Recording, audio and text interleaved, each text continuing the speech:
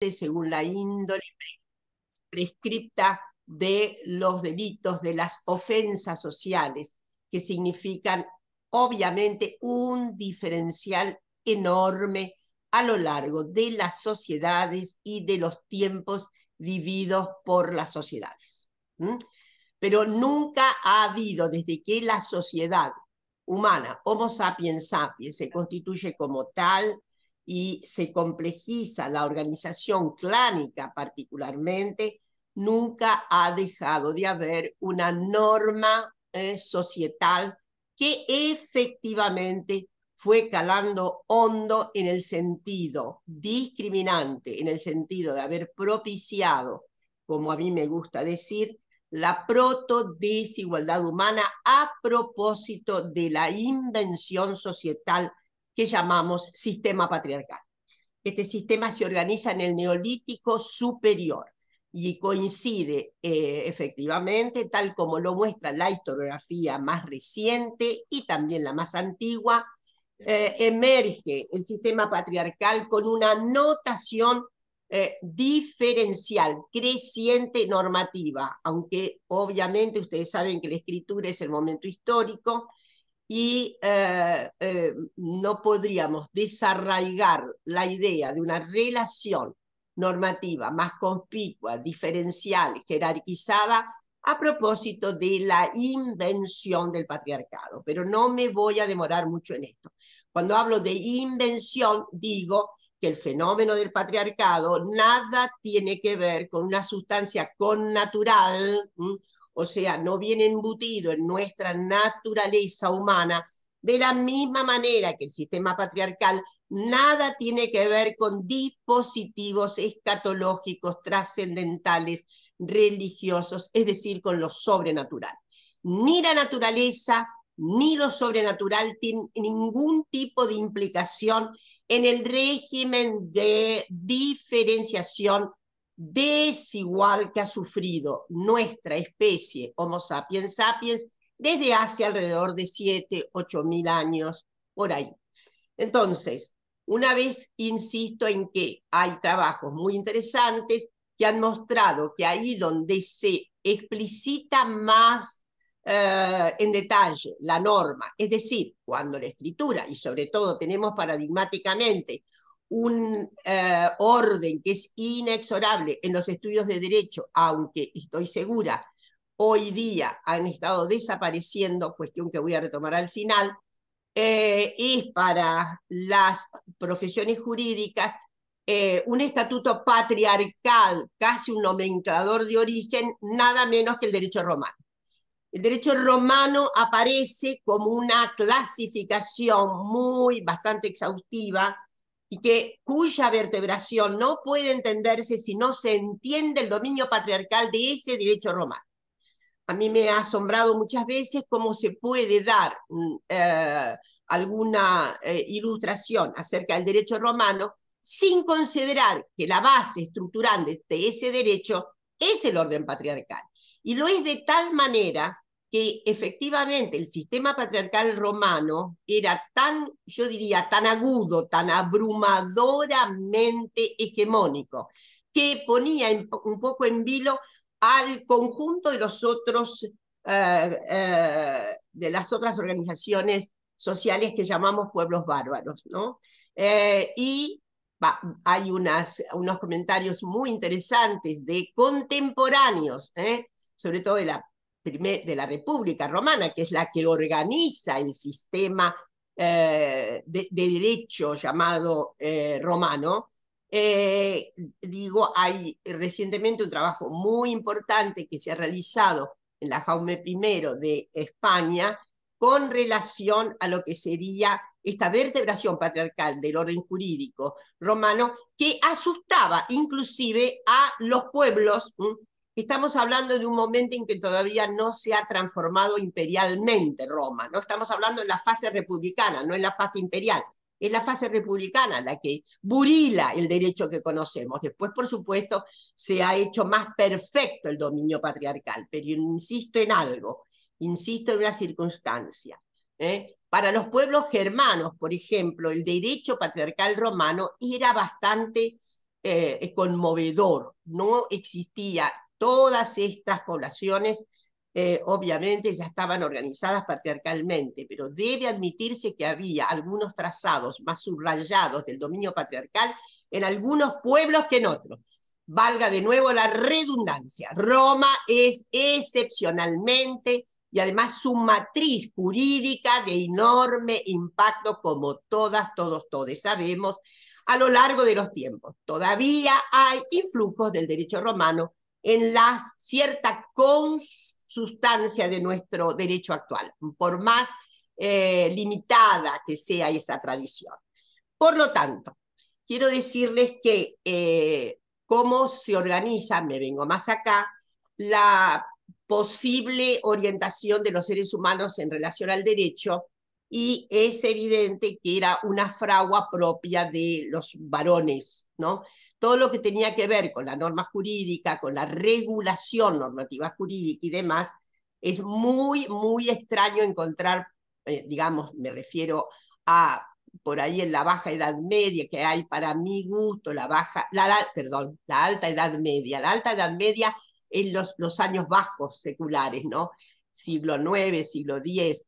Entonces, no se encuentran prácticamente, no había tampoco escuelas, había formación jurídica, pero había, piensen ustedes que recién en el siglo XI, donde va a surgir la Universidad de Bolonia, y justamente la Universidad de Bolonia se va a destacar por unas circunstancias que a menudo se nos escapan.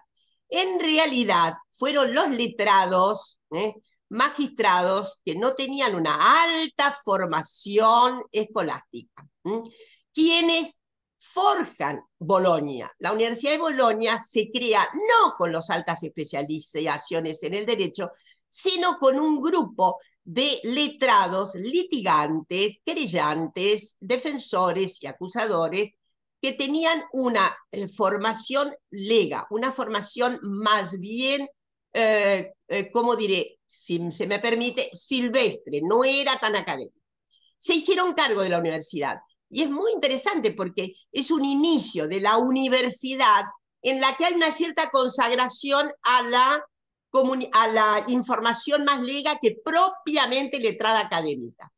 Es muy interesante la historia de Bolonia porque se va a constituir dentro de ella este manojo de primeros profesores que, bueno, debo decir, años más tarde fueron completamente desalojados y ya el imperativo académico recayó en las figuras absolutamente letradas, perfeccionadas, etcétera, etcétera. Hubo como un impedimento para que ejercieran el profesorado aquellas figuras vocacionadas, digamos así, por la cuestión jurídica. Esto no deja de ser interesante. Obviamente, Bolonia en el siglo XIV tuvo a una mujer, Dorotea Bucca, que es muy conocida, y eso pinta una situación de, obviamente, patriarcal, pero no de altísima normativa excluyente. En realidad, la exclusión también la tenían los propios varones, ¿no? La admisibilidad fue muy, muy limitada, pero algunas mujeres pudieron ejercer, me refiero ya, esto es, estamos en el 11, todavía estamos en la parte alta de la Edad Media, y obviamente su finalización, ya ustedes lo saben, es la gran eclosión llamado el Renacimiento, en donde paradójicamente, como decía una gran historiadora norteamericana, paradójicamente, ella hizo una pregunta muy, muy, muy, muy notable que originó un texto que para nosotras fue muy decisivo. Me refiero a un texto muy, muy ya, que tiene mucho tiempo, y su pregunta obviamente contenía la propia respuesta. ¿Tuvieron renacimiento las mujeres?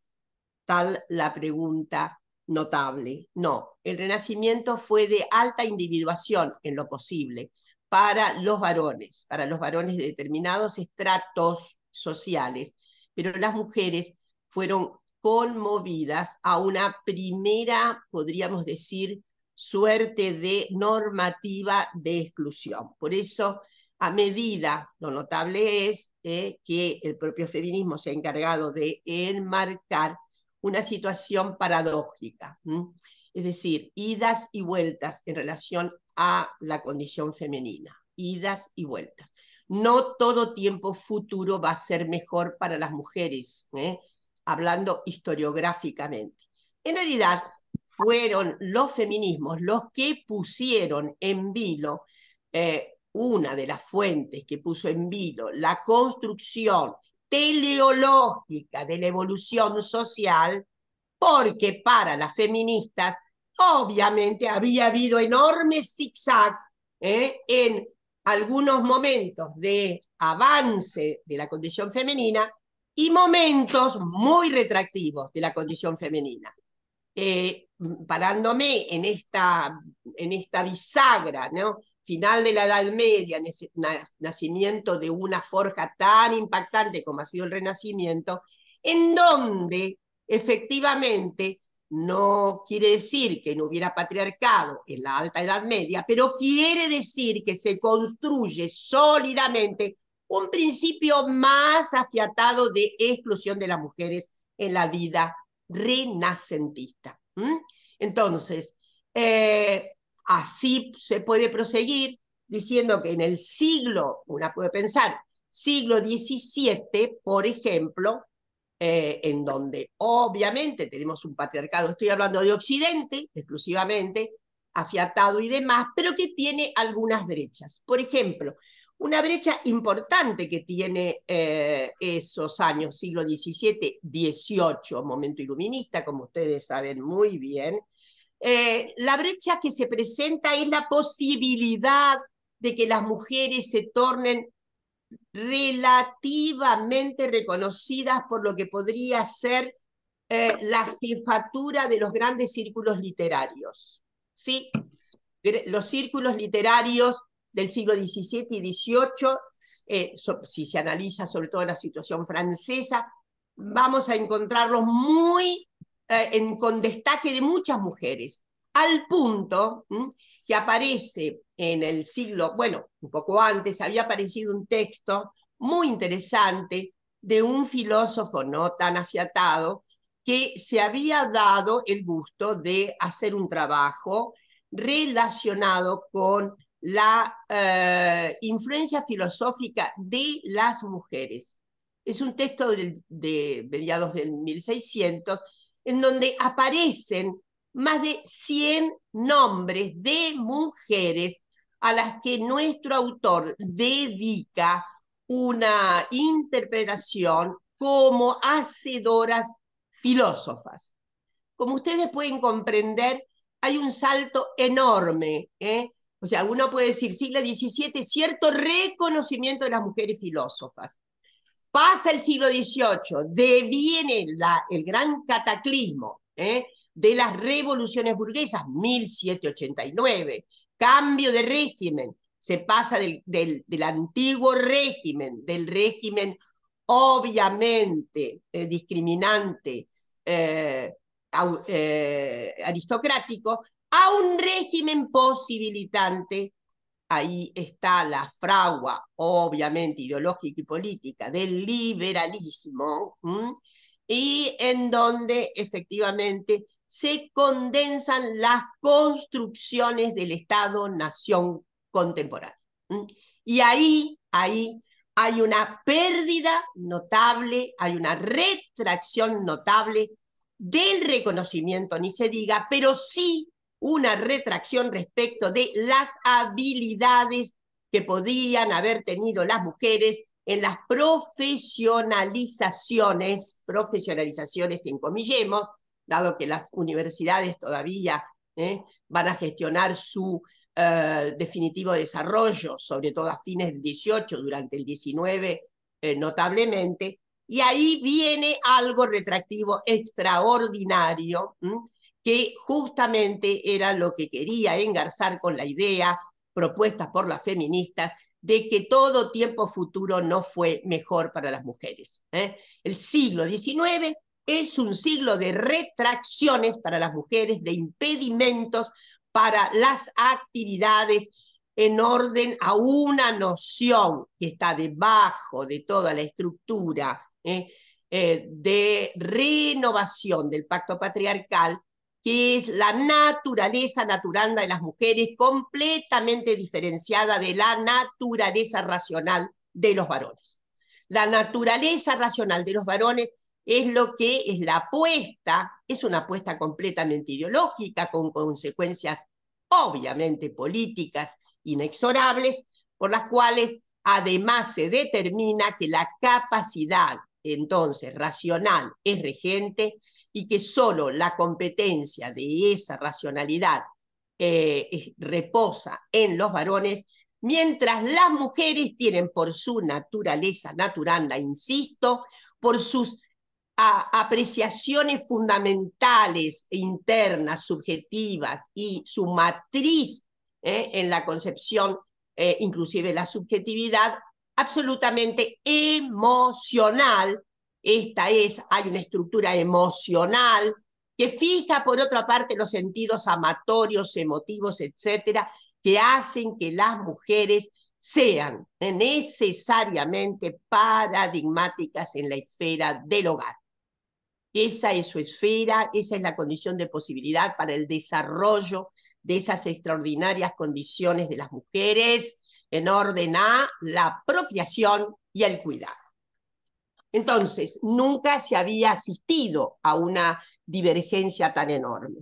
Y ahora me voy a referir qué pasó, obviamente, con el burilamiento de las vocaciones. Como ustedes pueden imaginar, los varones fueron incentivados a vocaciones propias de su condición.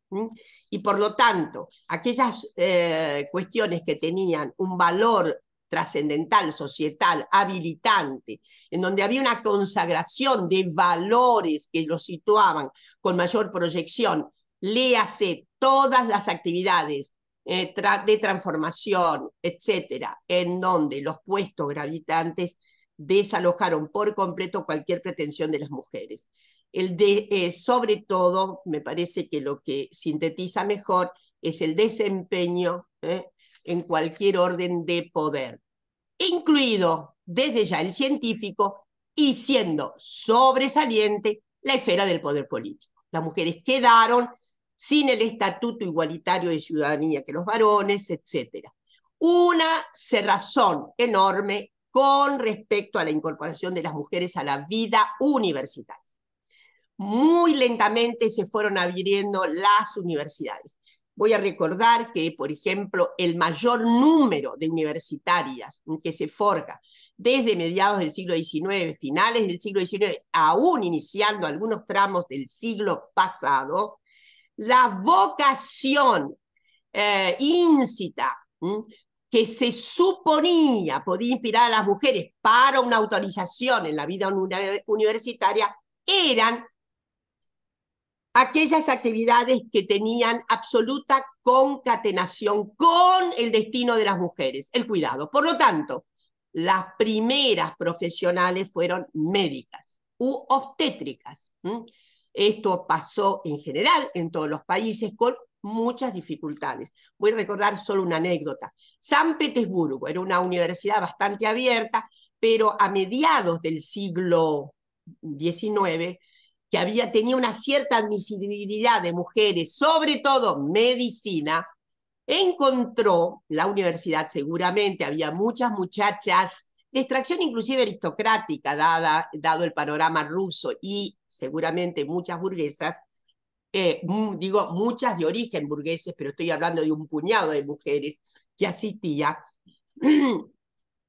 Las autoridades cerraron la escuela de medicina para las mujeres porque encontraban que eran muy barullentas, que hacían mucho lío, que eran muy cuestionadoras. Miren ustedes qué interesante. Y gran parte de ellas se fue a estudiar a Zúrich. Hay unos trabajos muy interesantes recientes acerca de ese traslado a Zúrich. Obviamente las chicas siguieron felizmente barullentas, pero Zúrich fue mucho más tolerante. Desde luego, nuestro país tiene como primera egresada a Cecilia Grierson. Digo de paso que nuestra primera vacuna argentina, COVID, es un homenaje a Cecilia Grierson. Saben ustedes que nuestra primera vacuna, creada por un equipo, al frente de ese equipo está una joven investigadora, ha puesto, el equipo está también muy intenso en una proporción de mujeres, es un equipo de la Universidad General San Martín en relación entrañable con el propio CONICET, gran parte del equipo es del propio CONICET, pero el locus es la Universidad de San Martín, y entonces valga esta nota al pie. Tenemos la primera vacuna y Juliana, la artífice principal de ese largo proceso de creación de la vacuna, con su equipo decidió ponerle Cecilia Grierson a nuestra vacuna. En fin, voy más rápido porque ahora sí tengo que meterme en las profesiones jurídicas. Estas fueron absolutamente determinadas en la exclusión de las mujeres. ¿Por qué? Porque el orden del Estado es el orden jurídico. Y el Estado no puede estar a merced de conductas emocionales tipificadas como poco racionales, que podían haber balanceado los dispositivos institucionales de los emergentes estados. Por lo tanto, el orden jurídico volvió a tener, estuvieran o no en lo que sería la estela de la tradición románica, el orden jurídico se basó en efectores y de todo tipo del género masculino, con una mucho más cerrada posibilidad de que las mujeres pudieran ingresar acá. Por lo tanto, no había ninguna preparación social que estimulara a las niñas, a las jóvenes, a ir hacia las profesiones jurídicas. No estaba absolutamente contemplado. Había una desistencia grande. Miren, yo voy a proponer casi una situación metafórica y probable. Era tan difícil que una muchacha se propusiera ser abogada hacia 1860, tan difícil era que probablemente una cuestión que parecería paradójica, en donde ella podía caber con una cierta acogida mucho más amigable, era la química. O sea, era más probable que una niña pudiera ir a estudiar química que, y yo les diría, química más probable que ir a estudiar filosofía. Estoy hablando un poco en base, estoy haciendo una conjetura en base a la enorme cantidad de trabajos historiográficos acerca de las mujeres en las profesiones. ¿Por qué? Porque la arquitectura jurídica no podía ser para las mujeres y eso fue lo que se entrañó como un precepto social. Y ahí voy a referirme, porque está corriendo el tiempo, y no sé si puede haber preguntas, lo dirá Mirta. Quiero decirles lo siguiente, tanto es así que en nuestro país la primera abogada surge ahí, en La Plata. Es La Plata, la productora, la Universidad de La Plata. María Angélica Barreda, una joven que había perdido a su padre, que quiso estudiar primero medicina y bueno, luego se desafió y egresó en 1909 con 22 años. La hemos visto a María Angélica siendo todavía estudiante, ser parte de un grupo muy, muy, muy, muy importante para nosotros, que fue digamos, el centro de mujeres universitarias. ¿No? O sea, no había egresado, pero he notado que en el grupo de mujeres universitarias, que no eran, imagínense, no eran muchas, gran parte de ellas médicas o estudiantes de medicina, y en ese grupo casi todas, quiero decir, casi toda esa primera pequeña leva de mujeres universitarias casi todas se constituyeron en feministas. Este núcleo fue muy importante en la propuesta del famoso Congreso de 1910, el primer Congreso Femenino de América Latina de 1910 en Buenos Aires. Bueno, María Angélica tuvo muchas dificultades, desde luego, seguramente fue objeto de pullas, de bullying, etcétera, etcétera, y con 22 años egresó de ahí, de la Universidad Nacional de La Plata. La Plata era obviamente una ciudad nueva, relativamente nueva. Sin embargo, bueno, allí estudiaron también Julieta Lanteri, se formó como maestra ahí, y otra gran feminista. La cuenca platense es una cuenca que nos ha dado notables registros feministas desde la primera hora. María Abela de Ramírez, gran figura. Voy a decir algo más. La primera publicación feminista argentina, 1902, surge en La Plata. Entonces hay toda una tradición, podríamos decir. No quiero irme por las ramas y decir por qué había mucho libre pensamiento en la ciudad nueva de La Plata, una extensión importante de la masonería, que está tan ligada al ejercicio del libre pensamiento, a la expresión del libre pensamiento. Vuelvo a María Angélica. María Angélica obtuvo muy buenas notas, y su egreso en 1909. Sin embargo, pide matricularse como corresponde para el ejercicio y obviamente le fue denegada la matriculación para el ejercicio de su profesión como abogada.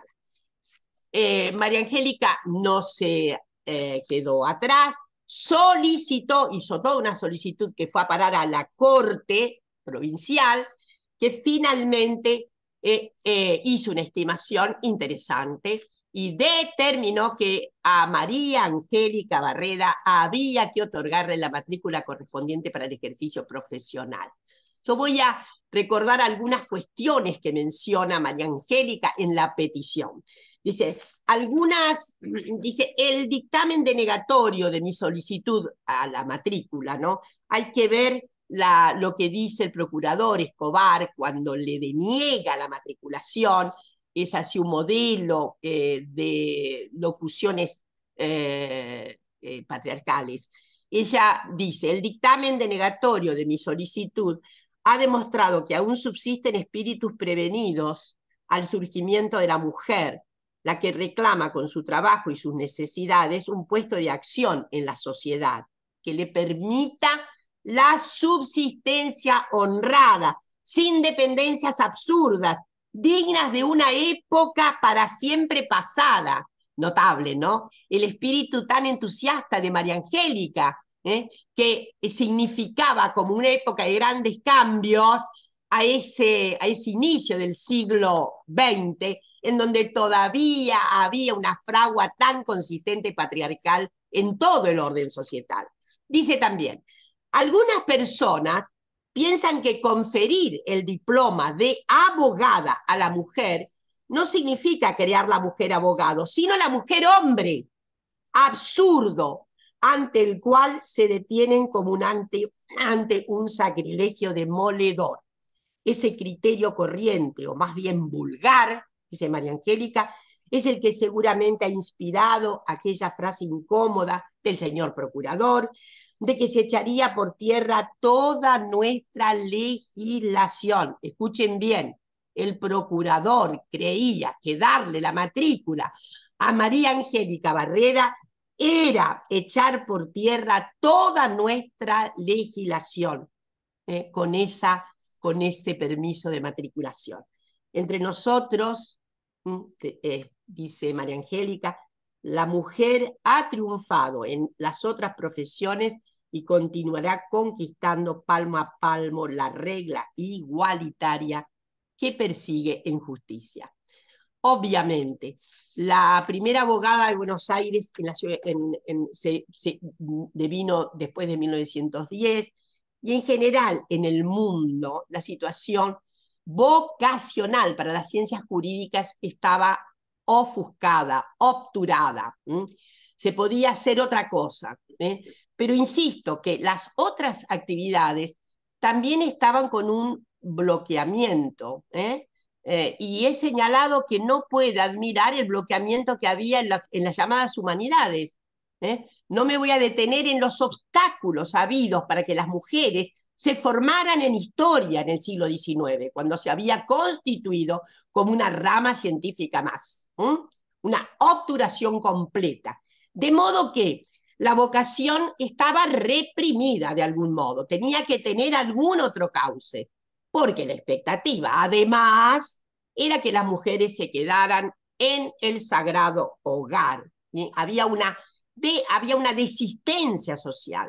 De hecho, solo podemos contar con aquellos hogares en alguna medida transitados por un espíritu más renovador, no eran pocos, pero evidentemente no eran la mayoría, por aquellos, sobre todo padres, que comprendían con un espíritu más agudo, compenetrado, sobre todo de libre pensamiento o de ideales renovadores, como era el socialismo, etcétera. Y también algunas fraguas interesantes. Yo he encontrado a principios de siglo en la Argentina, pero concretamente en Buenos Aires, para los años 20, la estimulación para que las mujeres fueran a estudiar química. Y lo he analizado en dos mujeres que habían cumplido 100 años de esto hace más de 20, ambas murieron ya, ambas se recibieron como químicas a mediados de los años 20, y obviamente contaban con una retaguardia hogareña propicia a esa formación. Las habían alentado. Obviamente otras mujeres en el mundo tuvieron que sortear las elementales fraguas obstructoras familiares. Y voy a hablar de Rosalind Franklin, la gran descubridora de la doble hélice del ADN, que era una muchacha inteligentísima, hija de un banquero de origen judío, residentes en Londres, y estaba desesperado el señor banquero porque su hija Rosalind estaba con vocación científica. Si él hubiera podido, desarmaba absolutamente aquella pretensión de la niña, porque su destino era casarse bien, como ha dicho de manera tan fulgurante nuestra extraordinaria Virginia Woolf, ¿no? Virginia Woolf en nada menos que en un cuarto en Orlando, perdón, esa extraordinaria novela, tan anticipada a tantos temas, el cambio de sexo de la protagonista, en el que, parándose en el siglo XIX, la fragua, en ese caso mujer, que contiene el sujeto central de la novela, en ese momento ha mutado por mujer, dice algo notable y muy expresivo, que concierne a una síntesis notable de lo que estoy diciendo. Ella dice así: el cambio de época, que ha sido una fragua al revés para las mujeres. Dice así, se para en un momento de la novela y dice: siglo XVII, ¡ay! Un amante. Siglo XIX, un marido. ¿Está claro? La expresión no puede ser más absolutamente articulada en todos los sentidos. Entonces, permítanme seguir adelante con las dificultades que sufrieron las mujeres para orientarse hacia las profesiones jurídicas. Yo voy a recordar que hay algunas excepciones en el siglo XIX de mujeres que pudieron formarse. Siempre me ha llamado la atención el caso de México. En México hay una primera mujer abogada, que es María Asunción Sandoval, que consigue graduarse como abogada todavía a fines del siglo XIX, si mal no me acuerdo, en 98, y con alguna dificultad consigue articular un desempeño como tal. Yo quiero decirles que era bastante común todavía, hasta mediados del siglo pasado. Ustedes no habían nacido, por lo tanto de esto no lo pueden haber experimentado. Así que yo les quiero decir, quienes están ahí en la platea, ¿no? Quienes están ahí sentadas, quiero decirles algo. hasta mediados del siglo XIX, evidentemente, del siglo XX, perdón, muchas mujeres colgaban sus diplomas en la casa. ¿Mm? Todavía nos falta una investigación acerca de, estoy hablando de mediados del siglo XX, quienes habían formado, sí, no solamente ya había algunas, había bastantes abogadas, etcétera, había actividades diferenciales pequeñas, en pequeñas dosis, pero había mucha egresada de letras, había, en fin. Pero empíricamente he constatado que muchas mujeres, aunque nos debemos eso, no ejercieron sus profesiones. Colgaron, pusieron en un marco bastante interesante seguramente el diploma. Y hasta no hace mucho tiempo, 10 años atrás, miren lo que les digo, haciendo esta indagación con gente más nueva, me encontré con una persona que era analista, porque había estudiado informática, y había colgado su diploma para atender a la niñez. Estoy hablando de 12 años atrás. Entonces, prosigo con algunas, digamos, algunas experiencias de mujeres que pudieron graduarse en ciencias jurídicas. En París tenemos, sí, una de las que se ha connotado como primera abogada de Europa, no me parece verdadero esto, pero sí es una muchacha de origen rumano que se abre firmemente, que se llama Sarmisa Vilsescu, y que egresa en 1887 como abogada. Bueno, hay un caso que ustedes habrán visto seguramente porque se ha hecho una serie, que es el caso de Lidia Poet, la famosa italiana, Lidia Poet. Es muy, la serie a mí me gustó, perdón por esta nota al pie, más allá de las cuestiones que... Pero Lidia, tal como efectivamente se muestra ahí, no pudo ejercer totalmente la profesión, no la pudo ejercer. Tenía que estar sometida a la firma y, en fin, al amparo de un varón, si no, no pudo. Pero Lidia fue una gran activista, por lo menos con la pluma y tal, en relación a los derechos de las mujeres. En fin, quiero también repasar algunos nombres de mujeres que consiguieron. Es el caso de Ada Kepler, que se recibió en Chicago, todavía a fines del siglo XIX. Belle Van Lockwood, digamos, de la Columbian Law School, que también eso es un caso muy particular, porque fue varias veces rechazada. Y todas digamos, hay en el caso de España, Victoria Kent, Campomar, fueron figuras muy destacadas, ambas llegaron a ser diputadas. En fin, lo que quiero decir es que ha habido siempre mayores dificultades.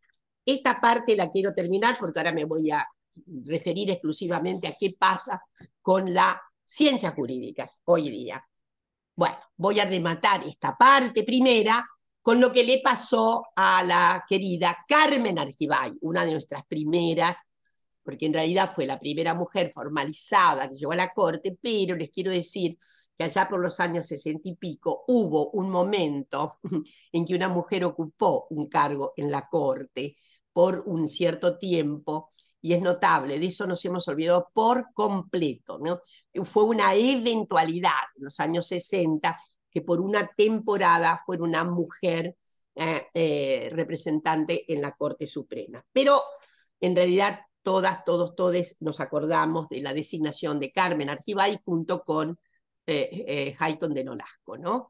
Carmen siempre decía, la he oído decir esto en enorme cantidad de oportunidades.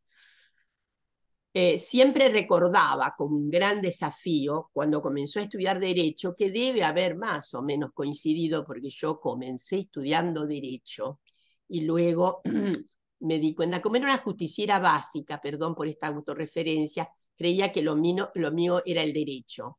Y luego me pasó algo que justamente voy a tratar de narrar en la segunda parte rápidamente, que pasa con la conformación de la enseñanza de las ciencias jurídicas y qué pasa con las mujeres ahí.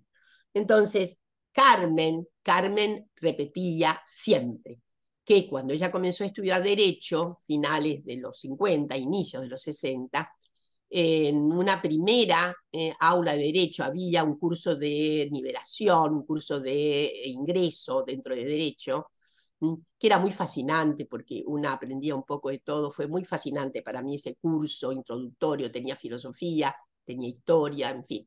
Pero ya con las primeras clases, introducción al derecho y las primeras, ella creo que estaba tomando una clase de civil, primer curso, y entró el profesor al aula, la vio a Carmen sentada en aquel mar testosterónico, y probablemente ese día fuera la única mujer, eh, la miró de hito en hito y le dijo: señorita, ¿qué hace usted acá? Derecho no es para las mujeres. Estoy hablando de mediados del siglo XX, ¿está claro? No estoy hablando del siglo XIX. Entonces, por supuesto, Carmen lo desafió totalmente, digo, lo desafió quedándose impertérrita, y, y bueno, y fue una gran jueza, lamentablemente murió, y para nosotros fue una pérdida muy grande, porque Carmen además, ¿qué hizo? Organizó nada menos que la Oficina de la Mujer en la Suprema Corte. Y nos llamó a muchas a trabajar en el sentido de hacer una propedéutica por lo menos elemental para que se erradicaron los presupuestos más groseros patriarcales del orden jurídico. Entonces ya entro a la segunda parte. ¿Cómo estamos con el tiempo? Creo que me faltan unos minutos, ¿no?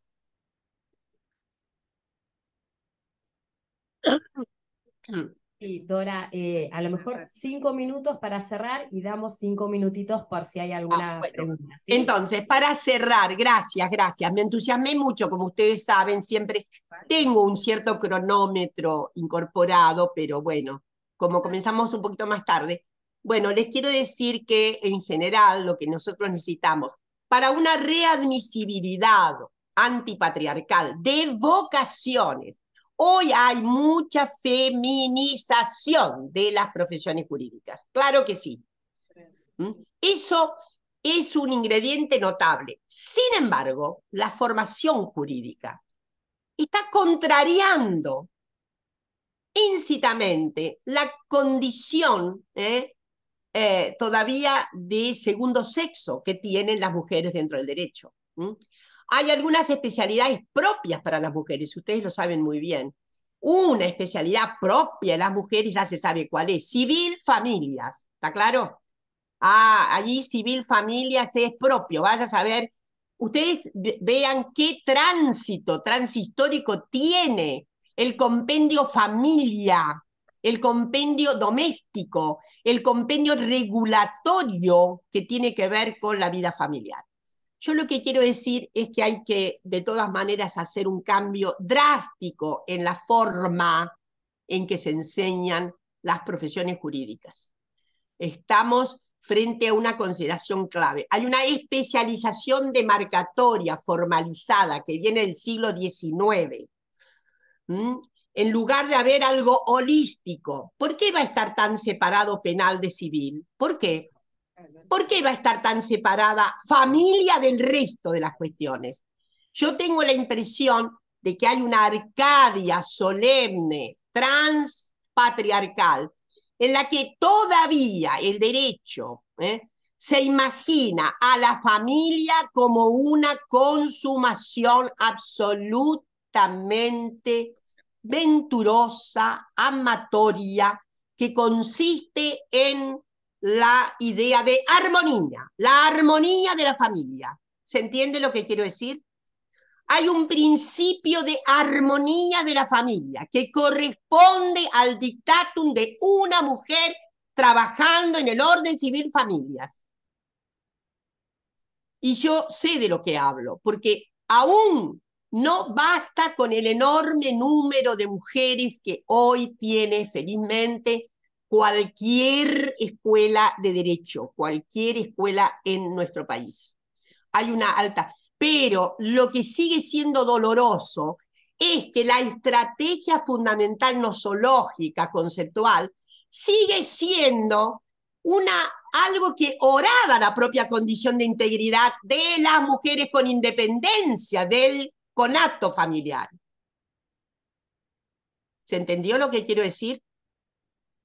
Entonces, es como si le fuera íncita la relación y sobre todo su destino armonizador de la familia.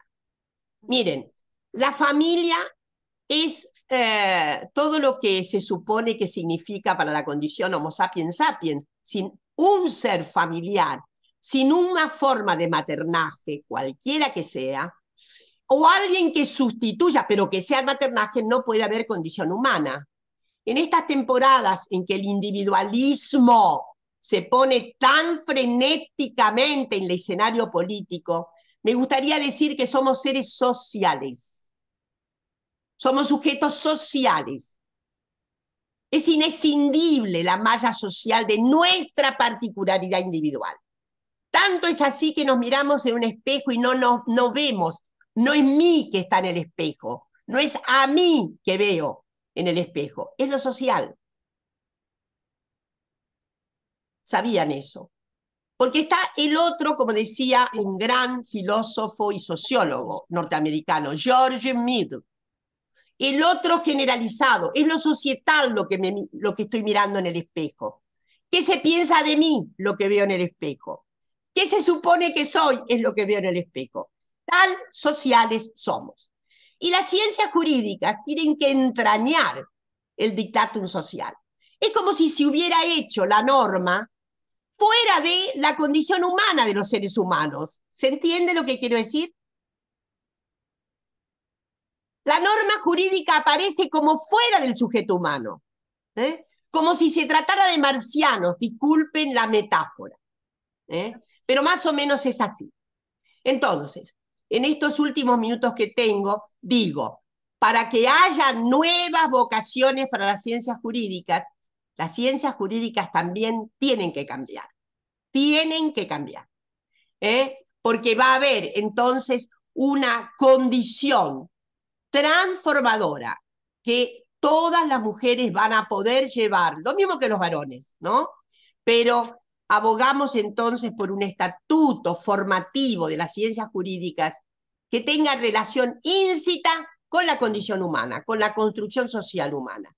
Y obviamente incitamos fuertemente a que esa nueva disposición de las especializaciones no discrimine en orden a una Arcadia estereotipada de género. Necesitamos muchas mujeres siendo penalistas, necesitamos muchas mujeres en órdenes muy diferenciales del derecho, necesitamos en todo caso muchos varones compenetrados de un nuevo significado del orden familiar. Bueno, muchísimas gracias.